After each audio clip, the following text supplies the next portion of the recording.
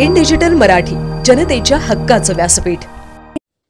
उल्हासनगर शहरात मोठ्या प्रमाणात भुयारी गटार तसेच रस्त्यांची कामे सुरू आहेत।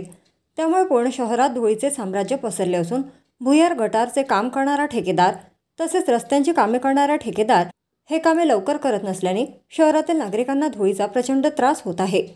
शहरातील कॅम्प क्रमांक 4 आणि 5 या भागात जागोजागी रस्त्यांवर अंडरग्राउंड ड्रेनेजचे काम सुरू आहे।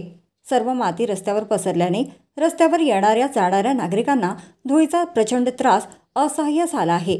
त्यामुळे शहरातील नागरिकांना आजाराला सामोरे जावे लागते। नागरिकांना या धुळीमुळे सर्दी, खोकला तसेच घशाचे आजार जाणवत आहेत।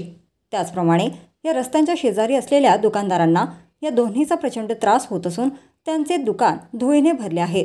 त्यामुळे त्यांच्या दुकानात असलेल्या सामानांचे प्रचंड नुकसान होत आहे। काही दिवसांपूर्वी एका संघटनेने नेताजी चौकात याच धुळीबद्दल आंदोलन केल्यानंतर अंडरग्राउंड ड्रेनेजसाठी खोदलेल्या रस्त्यांच्या मातीवर पाण्याची फवारणी 2 दिवस करण्यात आली। त्यानंतर येरे माझ्या मागल्या अशी अवस्था पुन्हा झाली। अंडरग्राउंड ड्रेनेजचे काम करणारा सदर ठेकेदार हा आपल्या मर्जीप्रमाणे काम करत असून त्याचा भुर्दंड नागरिकांना पडत आहे। मात्र MMRDA किंवा उल्हासनगर पालिका याला काहीही नागरिकांच्या आरोग्याबद्दल काळजी नसल्याचे दिसून येत आहे।